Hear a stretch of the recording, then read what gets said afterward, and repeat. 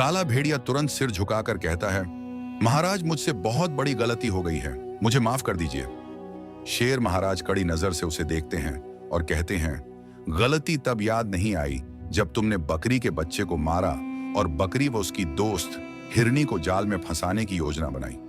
काला भेड़िया कांपती आवाज में कहता है, महाराज मैं सच में शर्मिंदा हूं। मैं वादा करता हूं कि फिर कभी किसी जानवर को नुकसान नहीं पहुंचाऊंगा। मुझे एक आखिरी मौका दे दीजिए। तभी कफीना चिड़िया बोलती है, महाराज अगर मैं समय पर न पहुंचती तो यह भेड़िया बकरी और हिरनी दोनों को मारकर खा जाता। यह सच में दोनों को खत्म करने वाला था। शेर महाराज कहते हैं, इस जंगल में कमजोरों पर जुल्म बर्दाश्त नहीं किया जाता, लेकिन अगर आज तुम सच में खुद को बदलने का फैसला करते हो तो मैं तुम्हें एक मौका देता हूं। काला भेड़िया तुरंत जमीन पर झुककर कहता है, मैं वादा करता हूं महाराज, मैं दोबारा किसी को नुकसान नहीं पहुंचाऊंगा। बकरी आंखों में आंसू लेकर कहती है, महाराज आपने न सिर्फ हमें बचाया बल्कि आपने मेरे बच्चे का बदला भी ले लिया। मैं आपकी आभारी हूं। फिर हिरनी आगे आकर कहती है, भेड़िए तुमने गलत किया लेकिन तुमने सच मान लिया, इसलिए आज हम जिंदा हैं।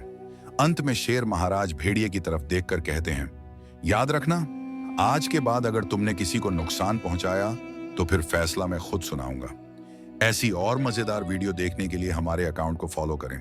जैसे ही शेर ने बकरी को देखा, वह बड़ी मासूमियत से बोला, अरे बकरी बहन, मुझे इस पिंजरे से बाहर निकाल दो। मैं कई दिनों से कैद हूं और बहुत तकलीफ में हूं। बकरी ने कहा, मैं तुम्हें बाहर तो निकाल सकती हूं, लेकिन क्या गारंटी है कि तुम मुझे नुकसान नहीं पहुंचाओगे? शेर ने जवाब दिया, तुम निश्चिंत होकर किसी और जानवर को गवाह बना लो। मैं वादा करता हूं कि तुम्हें कुछ नहीं कहूंगा। इतने में वहां हिरण और भेड़ भी आ गए। बकरी ने उन्हें सारी बात बताई। हिरण और भेड़ ने शेर से पूछा, क्या तुम सच में वादा करते हो कि बकरी को नुकसान नहीं पहुंचाओगे? शेर ने कसम खाकर कहा, बिल्कुल नहीं, मैं तो बस आजाद होना चाहता हूं। यह सुनकर बकरी ने पिंजरे का दरवाजा खोल दिया, लेकिन जैसे ही शेर बाहर निकला, वह बोला, मैं कई दिनों से भूखा हूं और अब मेरे सामने खाना मौजूद है। मैं बकरी को खाना चाहता हूं। बकरी घबरा गई और उसने हिरण और भेड़ की तरफ देखकर कहा, यह क्या है? शेर ने तो वादा किया था कि वह मुझे नहीं खाएगा, लेकिन हिरण और भेड़ डर के मारे बोले, नहीं हुजूर, आप बिल्कुल सही कह रहे हैं। शेर बकरी पर झपटने ही वाला था कि अचानक वहां एक बंदर आ गया। उसने सारी बात सुनकर कहा, रुको, मैंने सब कुछ सुना है, लेकिन मुझे लगता है कि शेर और बकरी दोनों झूठ बोल रहे हैं। शेर गुस्से से बोला, क्या मतलब मैं झूठ बोल रहा हूं? बंदर ने कहा, मैं तो मानता ही नहीं कि आप सच में इस पिंजरे में कैद थे। इतना बड़ा शेर इस छोटे से पिंजरे में कैसे आ सकता है? अगर तुम सच्चे हो तो दोबारा पिंजरे में जाकर दिखाओ। अपनी सच्चाई साबित करने के लिए शेर तुरंत पिंजरे में घुस गया। बंदर ने तुरंत पिंजरे का दरवाजा बंद कर दिया और बोला, बस यही तुम्हारी असली जगह है। झूठ बोलने और वादा तोड़ने वालों के साथ ऐसा ही होना चाहिए। जैसे ही हिरण वहां जादुई शक्तिशाली फल शेर को खिलाता है, शेर तुरंत जवान हो जाता है। अब शेर खुश हो जाता है और हिरण भी खुशी से वहां से चला जाता है। अब शेर सोचता है कि अब तो मैं जवान हो गया हूं, अब इन बकरियों को सबक सिखाता हूं, और फिर शेर सारी बकरियों को मार देता है। लेकिन जैसे ही हिरण का वहां से दोबारा गुजर होता है तो हिरण शेर से कहता है कि यह क्या हुआ, सारी बकरियां कैसे मर गईं? तब शेर कहता है, पता नहीं बेचारी सब खुद ब खुद तड़प तड़प कर मर गईं। हिरण शेर से कहता है, चलो अच्छा हुआ, वैसे भी जब तुम बूढ़े थे तो ये तुम्हारा मजाक उड़ाती थी। कुछ दिन बाद हिरण घास खाने कहीं दूर जाने से पहले अपने बच्चे को लेकर शेर के पास आता है और शेर से कहता है कि मैं आज घास खाने के लिए कहीं दूर जा रहा हूं। मेरा बच्चा तुम्हारे पास छोड़कर जा रहा हूं, मेरे बच्चे का ख्याल रखना। शेर कहता है, हाँ हाँ तुम जाओ, मैं तुम्हारे बच्चे का ख्याल रखूंगा, और हिरण वहां से चला जाता है। हिरण के जाने के बाद शेर हिरण के बच्चे की तरफ देखकर सोचता है कि जब मैं पहले जवान था तो हिरण का मांस बहुत खाता था, लेकिन अब फिर बुढ़ापे के बाद जवान हो गया हूं, क्यों ना आज हिरण के बच्चे को ही खा लूं। और फिर शेर हिरण के बच्चे को मारकर खा जाता है। कुछ देर बाद जब बड़ा हिरण वापस आता है तो अपने बच्चे को न पाकर कहता है, हाय हाय मेरा बच्चा कहाँ है?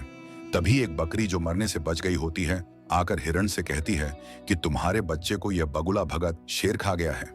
तब शेर खुद कहता है, हाँ हाँ मैंने तुम्हारे बच्चे को खा लिया है, मुझे मांस बहुत पसंद है, तुम क्या कर लोगे? तुम मेरा मुकाबला नहीं कर सकते। तब हिरण कहता है, मैं समझ गया, इसका मतलब उन सब बकरियों को भी तुमने ही मारा है। मरते समय बकरी अपने बच्चे से कहती है कि याद रखना, तुम्हें इतना ताकतवर बनना है कि जंगल का राजा भी तुमसे डरे। बकरी का बच्चा जवाब देता है कि हाँ माँ, मैं इतनी ताकतवर बनूंगी कि अगर किसी पर भी जुल्म हो रहा होगा तो मैं उसे बचाने के लिए किसी से भी लड़ सकूं। उधर शेर यह सब सुन लेता है लेकिन तुरंत वहां से चला जाता है। वही बकरी का बच्चा जब जवान होती है तो वह बंदर के पास जाती है और कहती है कि तुम इंसानों जैसे हो, और कहते हैं कि इंसान सबसे ज्यादा समझदार होते हैं। तुम मुझे ऐसा हुनर सिखाओ कि मैं किसी भी जानवर का मुकाबला कर सकूं। बंदर पूछता है कि तुम ऐसा क्यों चाहती हो?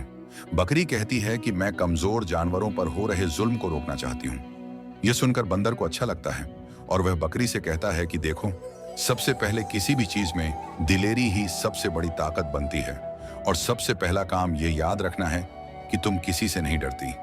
इसके बाद बंदर बकरी को बार बार डराने की कोशिश करता है ताकि उसके मन से खूंखार जानवरों का डर खत्म हो जाए।